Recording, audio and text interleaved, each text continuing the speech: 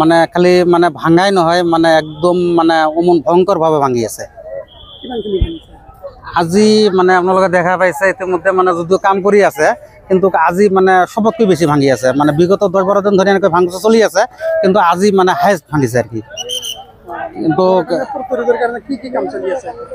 গড়খানা প্ৰতিৰোধৰ কাৰণে আমাৰ ইয়াতে মানে আপোনাৰ বাঁহৰ পাৰ্কো জিঅ' বগত মাটি ভৰাই পানীত মানে দি আছে কিন্তু মোৰ বোধেৰে এইবিলাক কাম নহ'ব। যিমানেই মানে আপোনাৰ পানীত দি আছে এফালে দি আছে আনফালে ভাঙন সৃষ্টি হৈ আছে। মানে আমি সরকারের কাছে মানে বিশেষকৈ আমার অসম সরকারক মানে আমি এই অঞ্চলের মানে এজন সচেতন নাগরিক হিসাবে বা এই অঞ্চলের এজন মানে রাইজ হিসাবে আমি সরকারের এলাই করজোরে একটা অনুরোধ করিম যে স্যার আপনালোকে চাওক মানে আমার এই যিখন বর্ডার রুট এইখন আমার এই অঞ্চলের গুরুত্বপূর্ণ একটা রুট হয়। একচুয়ালি মানে আমার ডিস্ট্রিক্টর রক্ষা কবচ বুলি ক'ব পারি। এই রাস্তাখন যদি মানে ভাঙি যায় ব্রহ্মপুত্র নদীত যদি বিলীন হয়ে যায় তো আমার ডিস্ট্রিক্টর আধাখিনিয়ে মানে ব্রহ্মপুত্র নদীত যাব। আৰু মানে ইফালে আপনার BSF ক্যাম্প এটা আছে, ইফালে ইন্দ্র বাংলাদেশ বর্ডার কাটাতার আছে। কাটাতার বেলবিলাক মানে একদম ব্রহ্মপুত্র নদীর লগত ধূলিসাৎ হয়ে যাব। আর কাটাতার তো ছিঙি যাওয়ার লগে লগে আমার দেশের প্রতি একটা ভাবুকের সৃষ্টি হয়ে যাব। বাংলাদেশের পৰা দুষ্কৃতি আহিয়ে আমার মানে দেশখনক ধ্বংস করার মানে চেষ্টা করব, ইয়াত কোনো সন্দেহ নাই। তাই এই রাস্তাখন যাতে মানে ভাঙি না যায় তার জন্য মানে সরকারে যে ব্যবস্থা করে আছে হয় দিনে রাতিয়ে বনুৱাই ইয়াতে মানে আপনার জিও বগেরে কাম করে আছে, নন স্টপ কাম করে আছে কিন্তু কামত নাহে। যদি আপনার বল্ডাৰেৰে যদি মানে স্পার বা মানে কিবা প্রোডাকশনের ব্যবস্থা লয় হয়তো বা রাস্তাখন বাঁচি যাব।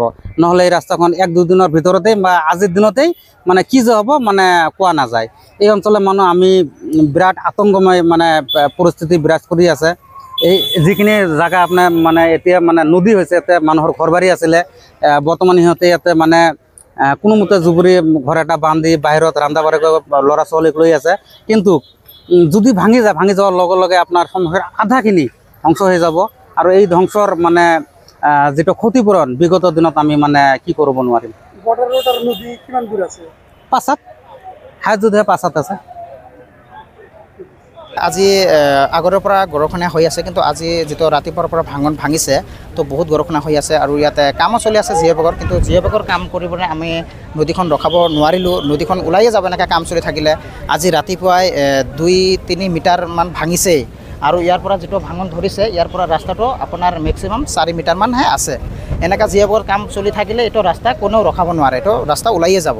এইটো ৰাস্তা ৰখাৰ কাৰণে যদি ৰাখাব পাৰে চৰকাৰৰ ওচৰত মই অনুৰোধ জনাওঁ ইয়াত ইমাৰ্জেঞ্চি আপোনালোকে সোনকালে আপোনাৰ বৰ্ডাৰৰ কাম ষ্টাৰ্ট কৰিব লাগে, তেতিয়াহে ৰাস্তাখন ৰখাব পাৰিব। নহ'লে এনেকৈ জিঅ' বেগ আৰু বাঁহৰ পাৰ্কৰে এইটো ৰখাব নোৱাৰে কেতিয়াও।